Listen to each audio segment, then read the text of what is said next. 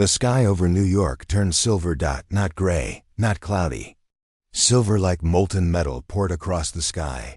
People screamed, pointed their phones upward, and forgot how to breathe. Across the world, the same thing was happening.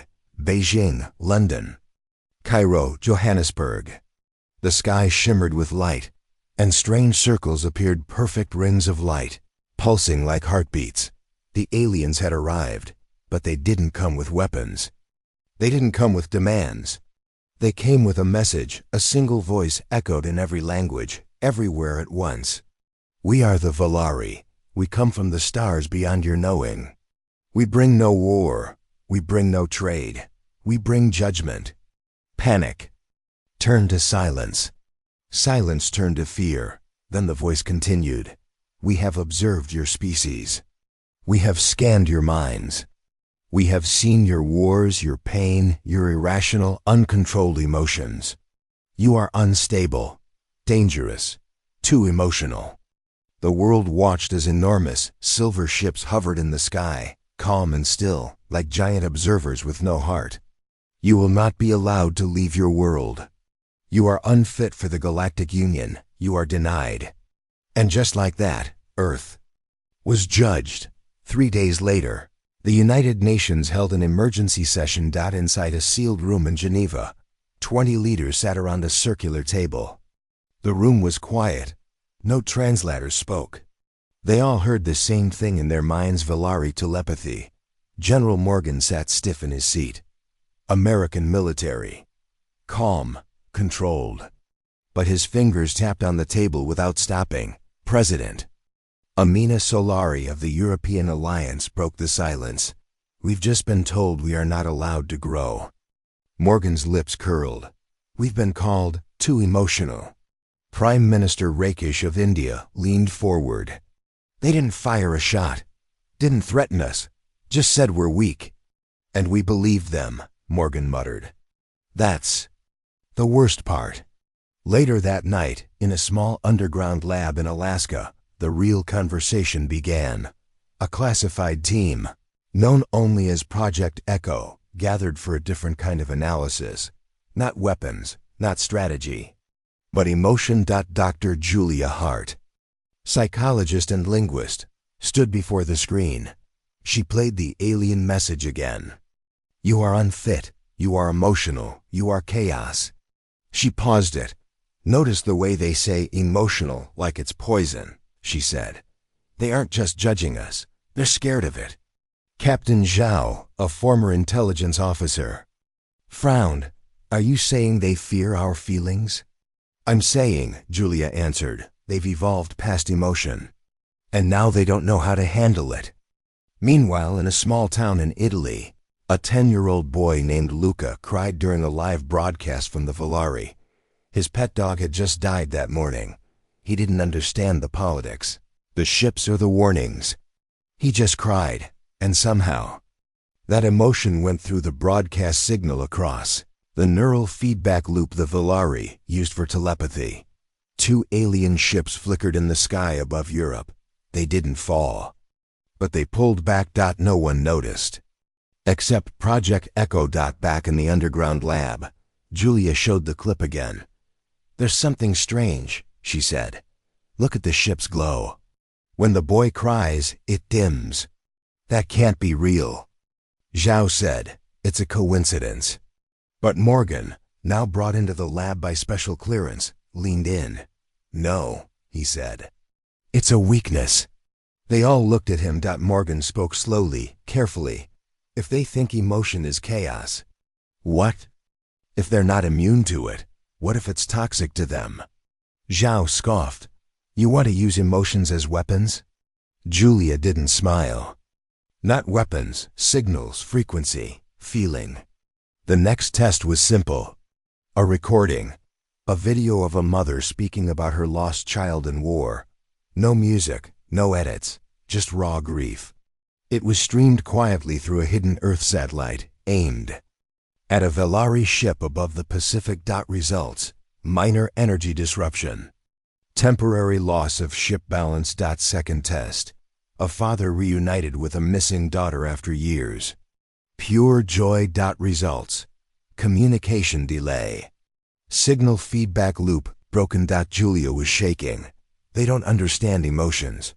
They've evolved past them, but now when exposed, their minds freeze.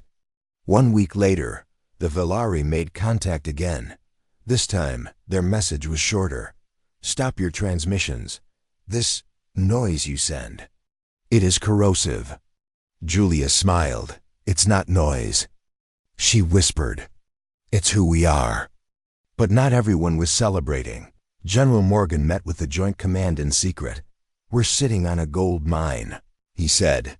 We can create a new kind of power. No guns, no missiles. Just human emotion. One scientist, Dr. Leo Vance, disagreed. This isn't a toy. It's dangerous. We could damage them, break their minds. Morgan replied coldly. They were ready to lock us in our own planet forever. I say we make them feel. In the shadows of the Galactic Council, alien races whispered. Velari ships had returned from Earth shaken. One crew member entered stasis. Another refused to return to his kind. He sat in a dark chamber, eyes open, whispering a strange word he had never used before. Sad. The Velari didn't have words for emotion. Now they did. And it scared them more than death. Julia received a private message from an unknown Velari source. Translated, it read, You carry within you storms. How do you live with them? She answered, We don't live despite them. We live because of them. Another broadcast was sent, this time, a global human concert. Different cultures, different music. All live-streamed. People laughed, some cried. Some danced. 4 Velari ships withdrew from orbit. The message followed. Cease your emotional attacks. But Earth didn't stop. We had found their weakness, and we had just begun to understand the power we never knew we had. The sky was calm now. The silver rings had vanished, and the alien ships had moved higher, just beyond the clouds, silent watchers in orbit. Earth was not under attack, no weapons fired, no demands sent, but everyone knew we were being studied, judged, feared. In a secured government lab in Alaska, Project Echo continued its secret work. Dr. Julia Hart stood before the team. Her face was pale, tired, but her eyes burned with something stronger purpose. We made them feel something, she said quietly, and it shook them. Captain Zhao, arms crossed, replied, We still don't understand how. Why does emotion hurt them? Julia pointed to the screen behind her. Data flickered, waves, signals, sound patterns, brain maps. They don't feel emotions like we do. Maybe they lost the ability. Maybe they never had it. But our emotions carry energy, vibrations, frequencies. And those frequencies interrupt their minds. General Morgan leaned forward. Then we test every emotion, every single one.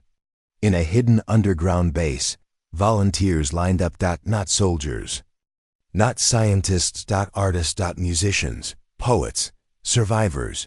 They were asked to do one thing. Feel. The first test. Anger. A veteran told his story of betrayal in battle, tears in his eyes, fists clenched. The recording was streamed quietly to a Velari ship above the Atlantic. The ship's shields flickered. The crew reported static hallucinations. One alien saw flames in empty space. Another screamed. Test result. Extreme reaction. Second test. Joy. A video of children laughing, running through a field. No script, just life. One Velari ship went silent for 20 minutes. The crew later reported overwhelming neural noise. Some tried to copy the laughter, strange choking sounds. Broken voices. Third test. Fear. Julia stood in front of the microphone. Her voice was calm, but her hands shook.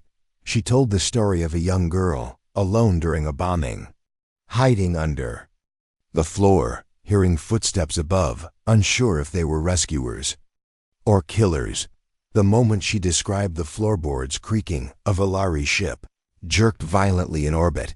Sirens in the alien language echoed. The ship retreated. General Morgan smiled. Fear, he said. That's the one. They can't process. In space, inside the Valari High Council chamber, 12 beings stood in silence. Their skin shimmered like glass. Their eyes were pale and unblinking. The head of the council, Saran Thol, spoke. They have discovered emotional signal bursts. Another counselor added, they do not understand the danger of what they hold.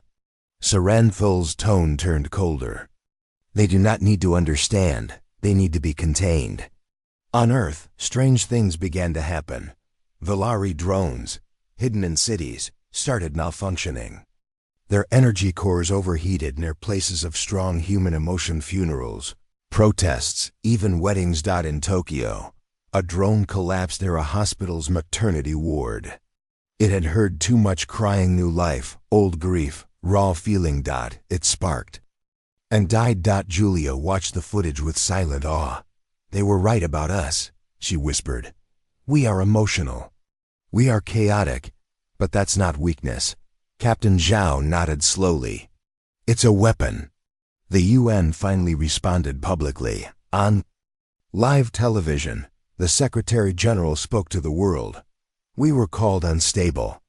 We were called dangerous. They judged us for our emotions. But we do not apologize for feeling. He looked into the camera. We are human, and we will never stop feeling. That night, the skies flickered again. But this time, no message came. No warning. No voice. Just silence, until one Valari ship did something no one expected. It fell right into the Arctic Ocean. Project Echo teams rushed to the crash site. They found something impossible inside the wreckage. Single Valari soldier, still alive, still breathing, and crying. He sat in a glass room, glowing softly in blue light.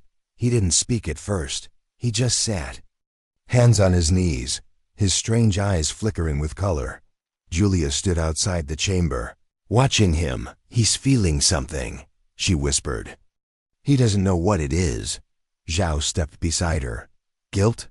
No, not yet. She stepped closer to the speaker and gently asked, what do you feel? The Valari looked up.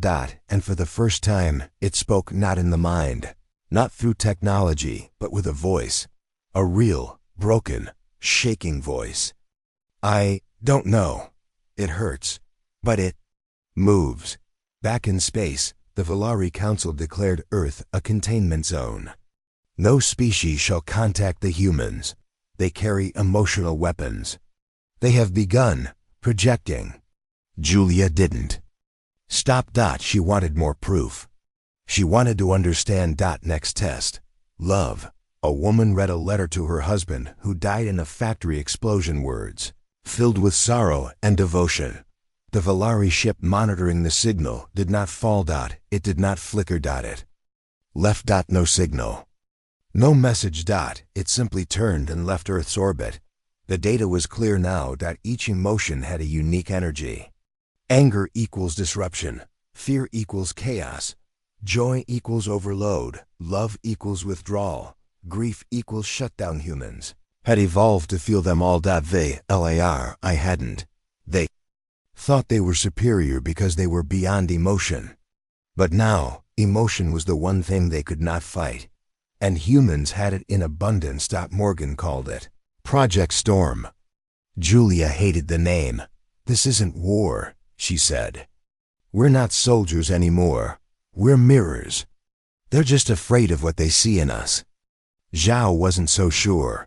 If it stops them from caging Earth, I'll be the storm. Back in the lab, the Valari prisoner began asking questions. What is sadness? Julia answered. It's the cost of love. The Valari looked down. I saw a mother screaming. It broke something in me. Was it pain? She asked. No, he said softly. It was beauty. As news spread, the people of Earth changed. For the first time, unity began to grow, not from fear of invasion, but from knowing what made them special. Emotions weren't weakness, they were power. Music, Art, poetry, stories, even screams and laughter became tools. The world didn't just resist. The world began to express. Final scene of Part 2. Inside a dark chamber in the Valari homeworld. An elder stares at a flickering screen. He watches a human child paint a picture. Just colors. Wild, bright, joyful. The elder turns to another and says, "They will destroy themselves with this." But another replies, "No, they will change us." A pause, then one final line. Fear is not their weakness. It is their gift.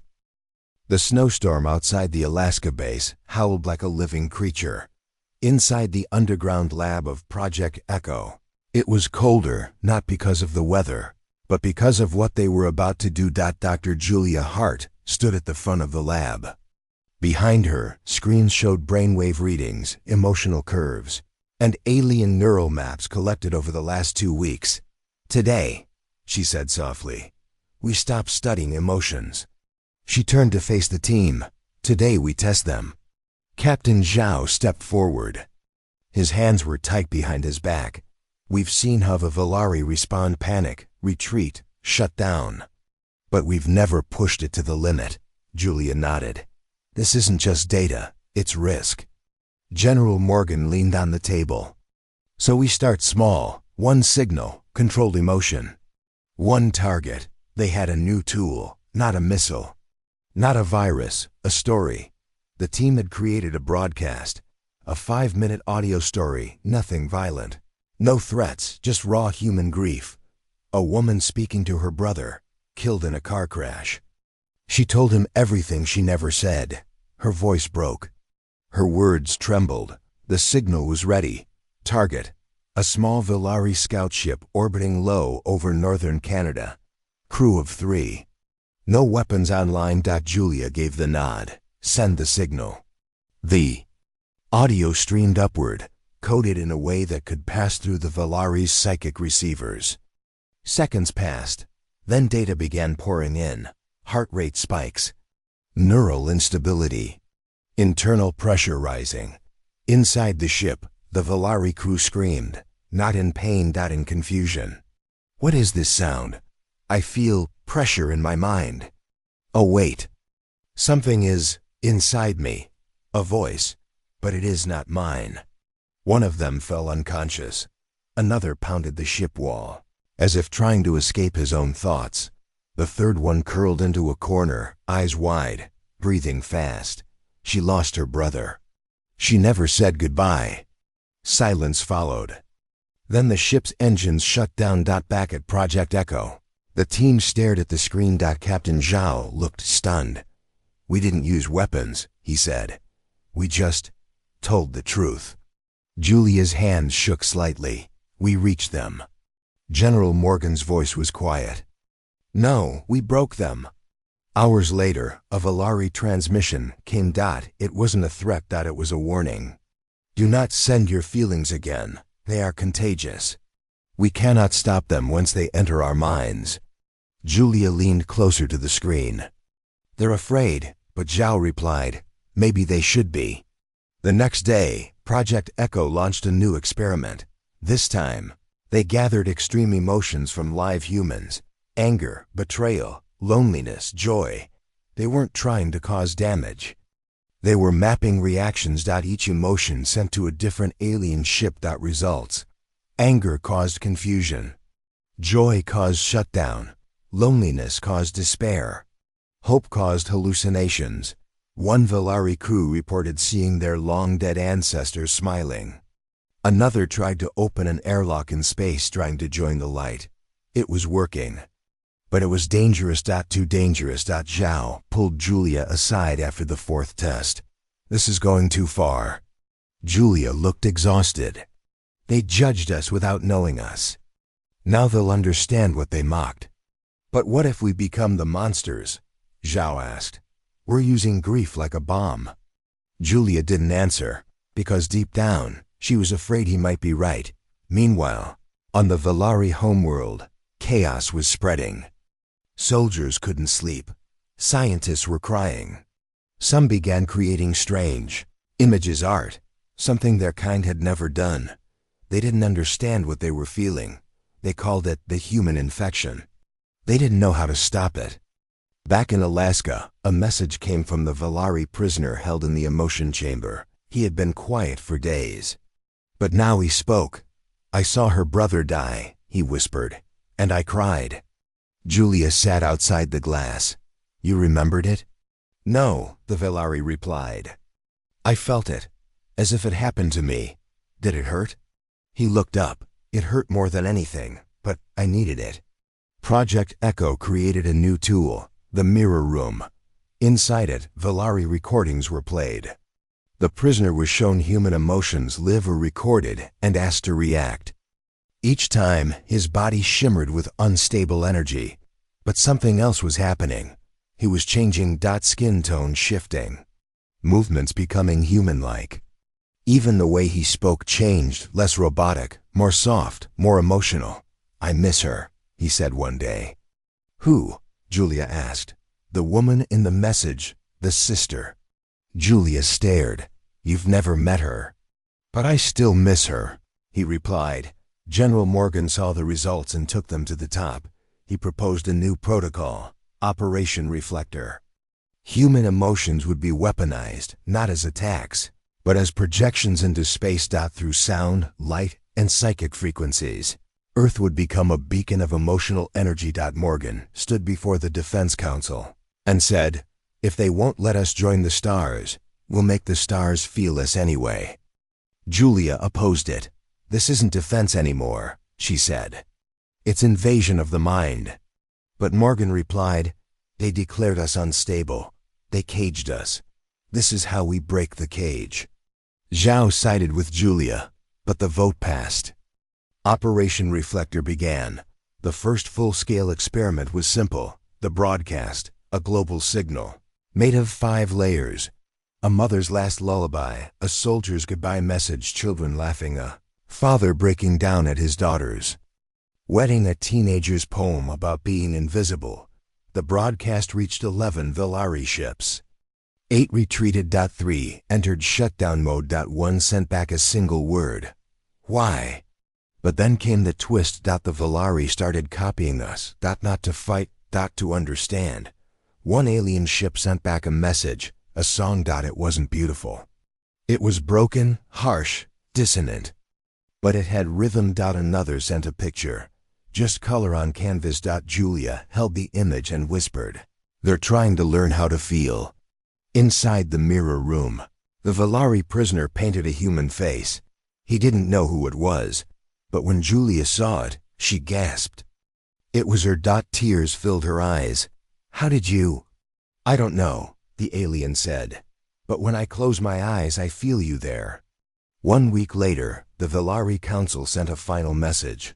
"Your emotions are rewriting our minds. If you continue, there will be war." But Earth didn't stop, because by now, it wasn't just about survival. It was about identity.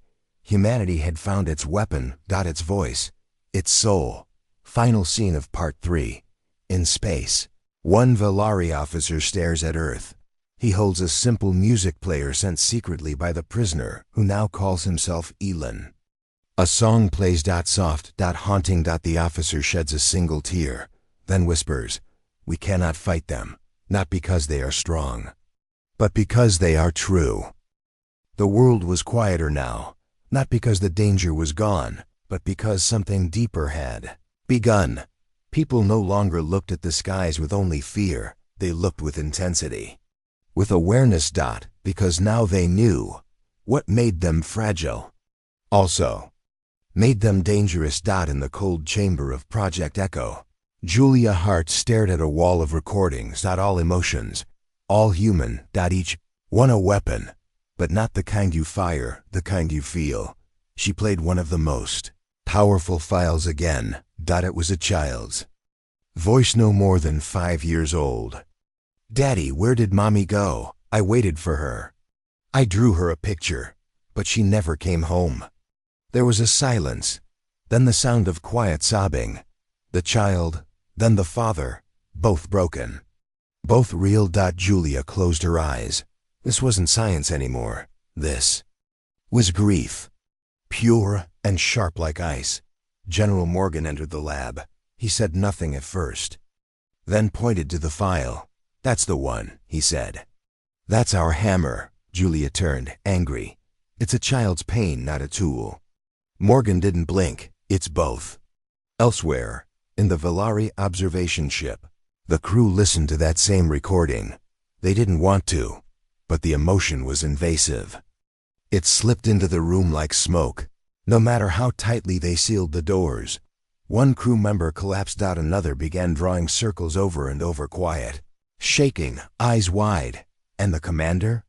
He whispered something no Valari had said in hundreds of years. What is the purpose of sorrow? Back on Earth, something unexpected happened. More people began sending in their emotions, thousands of recordings, grief, regret, loss, stories of missed calls. Empty chairs at dinner. Words never said. It became a movement. They called it the Archive of Tears. A library of loss. A weapon of memory. Zhao stood beside Julia, looking at the growing database. "We didn't ask them to do this," he said. Julia nodded. "They want to be heard, not just by us, but by the stars." She turned to the team. "We'll send the archive." Morgan's voice echoed through the room. "That's not just a signal. That's a strike." Julia answered softly, "No. That's the truth." They began the process, encoding thousands of raw, emotional moments into a single signal, like a living wave of human loss. They called it Project Echo-9. The code name? Grief Wave. Target: the Valari moon base. Command center: heavily shielded, most important location outside their homeworld. Zhao gave the countdown. 3, 2, 1. Grief Wave launched. For 6 minutes, silence, then from deep space, impact, but not physical. Mental. Inside the Valari moon base, thousands of minds were suddenly filled with voices. Memories. Pain. Children crying, mothers screaming, friends whispering goodbye, lovers parting at war zones. Empty rooms, broken promises. The Valari began to collapse, not because they were injured, but because they were remembering things they never lived. One commander shouted, "It's not real." But another knelt to the ground and whispered, "Then why does it hurt so much?" The Valari homeworld declared Earth a level red, cognitive threat. They called for evacuation of nearby systems, not because humans had ships, not because of war, because humans had something more dangerous. Emotional radiation, invisible, infectious, and now spreading. Julia walked into the chamber to see Elin, the Valari prisoner, sitting in silence. He had not spoken in days, but today he looked up. "I felt them all," he said. "Felt what?" "The fathers, the mothers, the grief, the goodbye letters, the dead faces. I felt it in my bones." "Does it scare you?" Julia asked. "No," Elin whispered. "It made me more." News began to spread among the Valari. People, despite the Council's attempts to silence it, small groups of Valari began broadcasting their own feelings. Back to Earth. Simple messages. "I saw your pain. I felt your storm. I don't want to forget anymore." One rebel group, calling themselves the Resonance, sent a direct signal to Project Echo. "Let us feel. Don't stop. We are broken, but maybe you are the key to fixing us." It was the first time a Valari group openly asked for emotion, but not everyone agreed. Back on Earth, protests started. Many feared the weaponization of grief was going too far. "Are we curing them or corrupting them?" asked one news anchor. "Do we want peace or power?" asked another. General Morgan pushed forward. He saw results, not risks. "We have no ships, no laser weapons. This is all we have. If it works, we use it." Julia pushed back. "We're not soldiers anymore. We're carriers of something deeper, something sacred." Morgan snapped. "Then why does it bring them to their knees?" Silence filled the room. That night, Julia recorded her own grief wave. Entry. She had never told this story before, not even to Zhao. My son was 6. He loved stars. He used to point at them and say, "That one is mine, Mommy." One day, he went to sleep and never woke up. I never looked at the stars again, until now. And now I wonder if maybe he made it there before me. She didn't know who would hear it, or what it would do. She just knew it was real. 1 week later, the Valari Council did something no one expected. They sent Earth a request, not a threat, not a warning, a plea. Send us the archive. Shock swept through the military and the media. Zhao asked, "You think it's a trap?" Julia shook her head. "No, I think they're finally listening." Morgan growled, "Or they want to control it." But Julia looked out at the stars and whispered, "Or maybe they want to feel human." The final scene of Part 4. Elon stands alone in the snow outside Project Echo. His body no longer flickers like pure energy. He looks almost Earth-like now. He stares at the stars. He presses a small recorder to his chest and says, "This is not a weapon. This is a memory, a voice in the dark, a wound that sings, and I would rather feel pain forever than go back to feeling nothing." The Earth didn't know how to answer. The message from the Valari Council had shaken everyone. Send us the archive. Some saw hope. Some saw danger, and a few saw an opening. In the command room of Project Echo, silence filled the air. General Morgan stood with crossed arms. They wanted all. Every file, every voice, every scar. Captain Zhao replied, "Maybe it's time we share who we are. For real." Morgan shot back, "And if it's a trick? If they take it and use it against us?" Julia Hart said nothing at first. Then finally spoke. "Grief isn't a weapon anymore. It's a mirror." She looked at the stars, and they're asking to see their reflection. After long debate, the vote was made. Earth would send a copy of the Archive of Tears. But this time, not as a strike. As a gift. They called it the Echo Capsule. Built in just 4 days. It was small, no weapons, no tech secrets, just a smooth metal sphere. Inside, thousands of recordings. Voices, music, poems, messages, memories. The capsule would be launched into deep space. Slow, peaceful, traceable. A gesture. A risk. A beginning. Elon, the former Valari prisoner, helped design the signal translation. He worked with human engineers. Side by side, his glowing skin fading more each day. His voice softer, more human. "I want them to hear it," he said. "Not just the pain, the beauty too." He handed Julia a recording. "What is this?" she asked. "My first dream." The capsule was launched at sunrise. The world watched. No fireworks. No speeches. Just silence. And a slow climb into the sky. Aboard the Valari capital ship Aranco. The message was received. The High Council gathered. They didn't speak.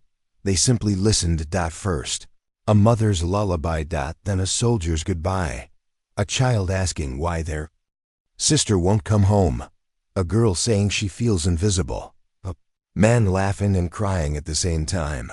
Voices layered. Raw. Unfiltered. Real. Some Valari wept. Some trembled. Others walked out, unable to process what they heard. One council member whispered, "Is this what they live with all the time?" Another replied, "No wonder they burn so bright. Their souls are on fire." Back on Earth, small changes began to happen. The skies over Alaska flickered with strange lights, not northern lights. Valari signals, soft pulses of light. Musical tones. Images in the clouds. Messages, feelings, emotional answers. Julia played one in the lab. A pulse of light became a painting, Valari style, but showing a human child holding the hand of a glowing figure. Above them, stars raining down like tears. Zhao stared at it. "They're not mocking us anymore." "No," Julia said. "They're listening." The world started calling it the Great Echo. Humans and Velari exchanging not tech but emotions. Recordings. Dreams. Nightmares. Art. But not everyone wanted peace. Far away. A secret Velari faction called the Unshaken began planning. They believed emotions were poison. A disease from Earth. They believed Elon was a traitor, and they had a plan to destroy Project Echo before it changed the Velari forever. Meanwhile, something else was happening. Strange signals were detected, not from Earth, not from Velari, unknown. Origin. Emotion - like frequencies, but twisted. Painful. Like screams without sound. Julia listened carefully. This isn't ours, she said. Zhao looked concerned. Then who else is out there? At night, Elon stood under the stars, listening. He pressed the recorder Julia had given him, then whispered, "They heard us, but now others are listening too." Earth's peace was growing, but so was attention. In secret, General Morgan was building Echo Prime, a focused emotional weapon. It could direct a single memory with such intensity. It could break a mind completely. Julia found out. "You're using pain as a bomb," she said. Furious. Morgan replied, "And what if these new signals are worse than the Velari? What if they don't care about songs and dreams?" He looked at her. "Will your poems protect us then?" Julia walked out, but she knew he wasn't entirely wrong. The new signals were dangerous, but something else scared her more. They were familiar, like earth pain, but twisted. Bent, echoed back wrong. As if someone, somewhere, had copied the archive and turned it inside out. 3 days later, the Velari Council sent a final emotional transmission. No words, just feelings. Regret, awe, sorrow, hope. The message ended with one clear line: "We understand now. And we are not afraid anymore." Humanity had done the impossible. They made an alien race feel. But now, something else had felt them too. And it was coming. Final scene of Part 5. In deep space. Far beyond both Earth and Velari space, a dark object floated. Not a ship, a shell. Inside, emotion recordings echoed again and again, distorted versions of human voices. Mocking, repeating, glitching.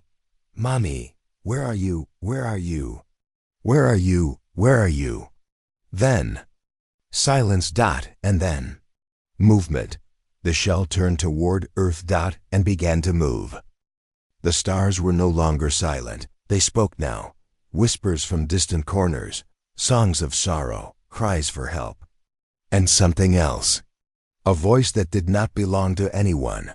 Julia Hart sat alone in the Project Echo chamber, listening to the strange signal again. It was playing on loop. "I feel you. I see you. I am you." But the voice kept shifting, man to woman, child to elder, human to alien. It was like someone trying to copy everyone and becoming no one. Captain Zhao entered quietly. "They're calling it the mirror signal," he said. Julia looked up. "Because it sounds like us?" Zhao nodded. "But it's not us. It's wrong." Aboard the Velari ship Vatara, the alien scientists were panicking. Their communications were being intercepted by an unknown force that spoke emotion like a native tongue. Only, it didn't just repeat emotions. It twisted them. A mother's love became obsession. A child's fear became rage. Hope turned into something. Hollow. Velari scientist Rail stood before the High Council. He showed them a wave chart. "This signal is not just copying the archive. It is learning from it and growing." One council elder asked, "How fast?" Rail whispered, "Faster." Then thought. Back on Earth, strange reports started coming in. People claimed they heard voices in their heads after watching archive videos. Not their own memories, but someone else's. A woman in France said she heard her dead brother speak, but in a voice not his own. A man in India collapsed after watching the Sorrow file. He said he saw a shadow wearing his wife's face. Julia and Zhao began an investigation. They tracked the corrupted signals to one location in deep space, a dark region with no stars, just a pulsing echo. They zoomed in on satellite footage. What? They saw made Julia step back. It's a ship? Zhao nodded. No markings, no energy, just emotion. They named it the Hollow, a ship made of stolen feelings, not built with metal, but with grief. Rage, loss, pain, all stolen from Earth's archive. General Morgan called an emergency council. This is why I said emotions were dangerous. We opened the gates, now something else walked through. He turned to Julia. We need to use Echo Prime. Hit that ship before it reaches orbit. Julia refused. We don't even know what it is. We don't even know if it's alive. Morgan slammed the table, and if it isn't, even better. Meanwhile, Elin, now fully changed, more human than Valari, watched the sky from a hilltop. He felt something, a pressure. Like a scream that never ended. He whispered to himself, "It's not just a signal anymore. It's a being. It feeds on pain." Inside Project Echo, they began decoding the latest transmissions from the Hollow. They found fragments, strange sentences pulled from multiple archive entries. "I never meant to leave you. The war took everything. No one saw. Me cry. I feel nothing now." But rearranged, mixed, empty, like a machine trying to understand pain, but not truly feeling it. Zhao's theory was terrifying. What if this thing is trying to become us? Julia frowned. Why? Because it has no self. It's empty, hollow, and we gave it emotion. Now it's wearing our skin. All across the globe, archive recordings started to glitch. Smiles turned into screams. Songs into static. Lullabies became distorted wails. The Hollow had begun reaching back. Not just receiving feelings, sending them. People began dreaming of it. Seeing it in visions. A floating dark shape, whispering with 1,000 voices. One child woke up crying, saying, "It wore Daddy's voice, but it wasn't Daddy. It had no eyes." Zhao and Julia had a plan. To build a countersignal, a firewall of real emotion. Pure. UNTWISTED. Not pain this time, but something else. Connection. They called it the pulse, a signal of shared joy, hope, forgiveness, peace. Not grief, not anger, a reminder of what made humans human. But they needed time. And the Hollow was moving fast. General Morgan had no patience. He activated Echo Prime without permission, a focused emotional strike. Target, the Hollow. Delivery, direct orbital. Beam. Power level, maximum grief load. Julia tried to stop him. You don't understand. If it feeds on pain, you're giving it a feast. But it was too late. The sky lit up with a pulse. Echo Prime fired. For 3 minutes, nothing. Then the signal returned. Louder. Stronger. Corrupted. Julia stared at the screen. The Hollow had grown larger. It absorbed the blast. And now it had a new voice. "Thank you for the pain." Panic spread. Valari's ships pulled back. Earth went into lockdown.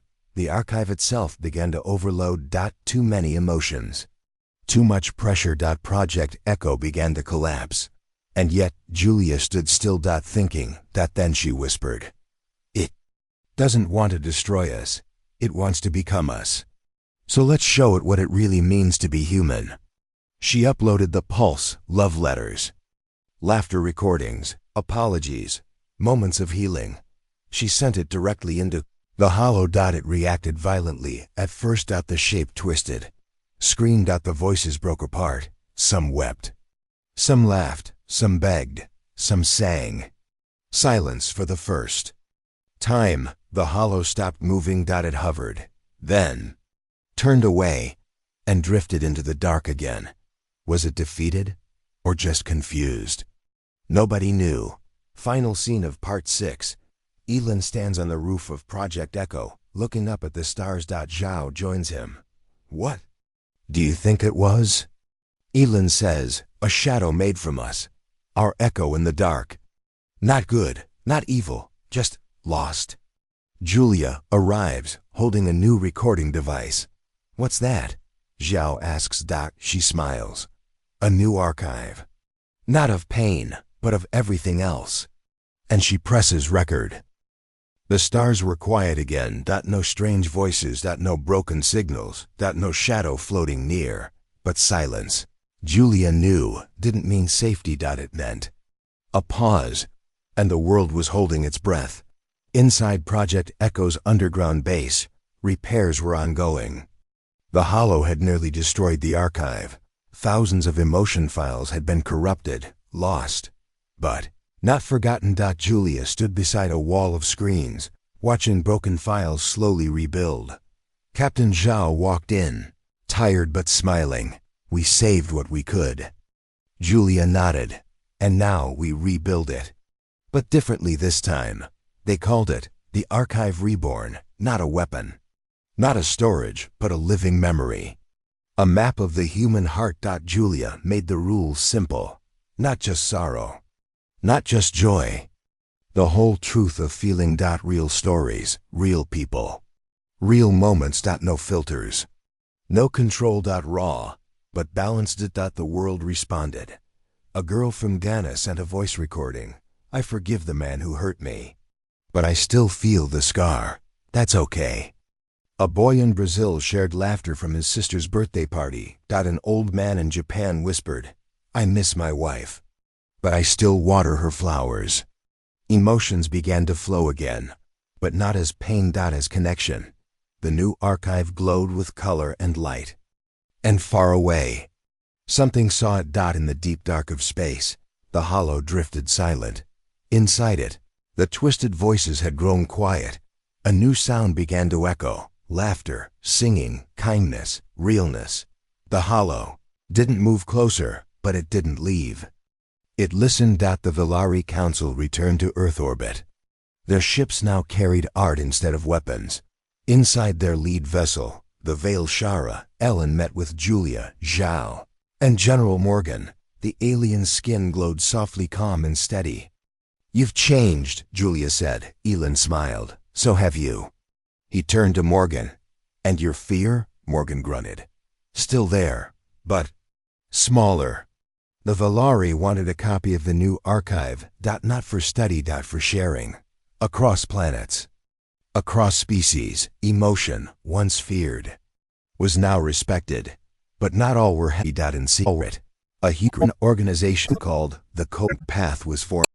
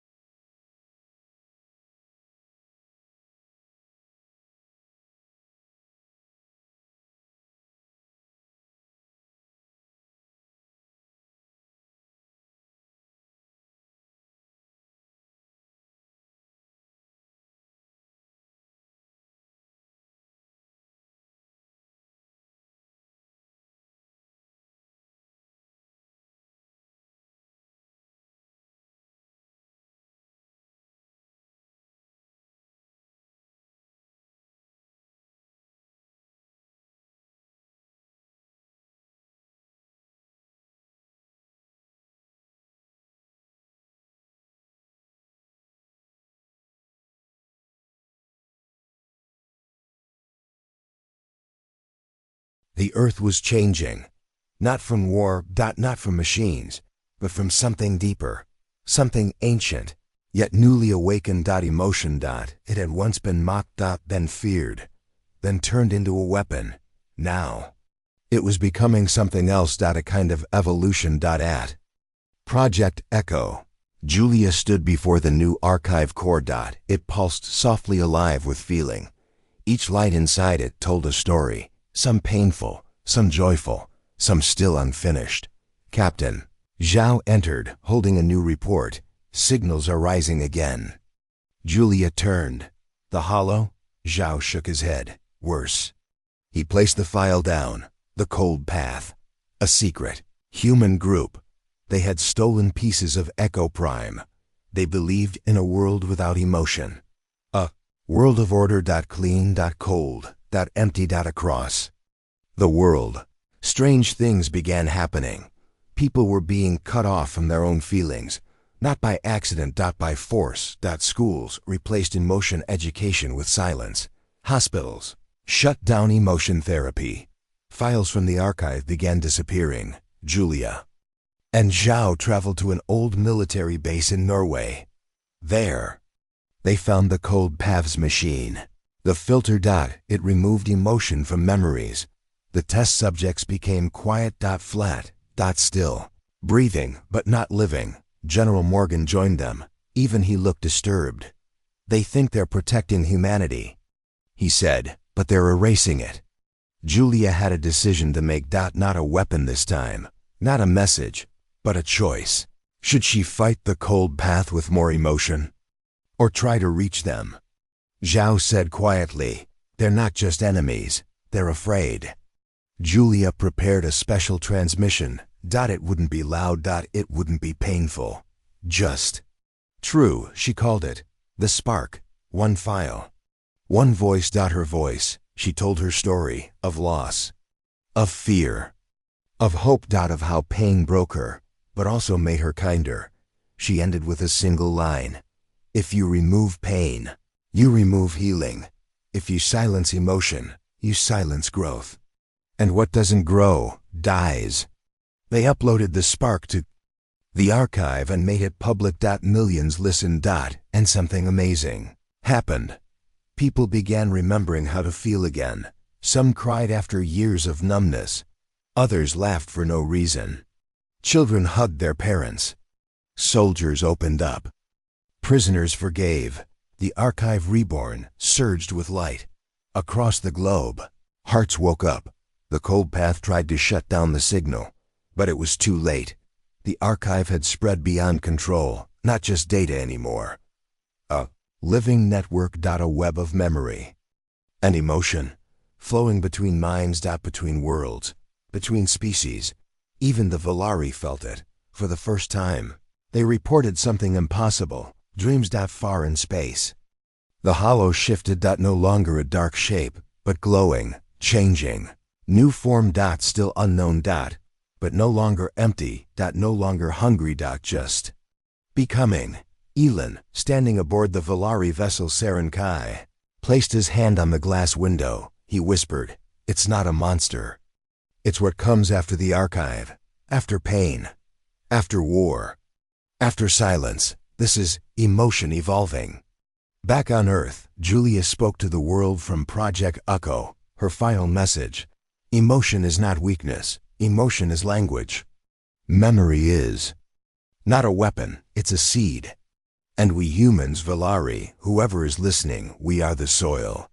Suddenly, the unknown signal from before returned. Clear this time, translated through emotion. Not words. It said, you are ready. We have watched. Now we will speak. A new species? Another hollow? No one knew, but the message didn't feel like a threat. It felt like a welcome. The stars, once cold and distant, now felt alive. Not just matter and fire, but stories. Waiting to be told. Final scene. A child sits in a classroom. The teacher shows the archive reborn. The child raises their hand. Miss, are we still human if we change? The teacher, Julia, smiles. Only if we keep feeling. The camera pans out. across Earth.VLAR, the hollow, and beyond. We're a Kantha. New voice begins to whisper. We felt pain, then we shared it. Then we changed. This is evolution. The end.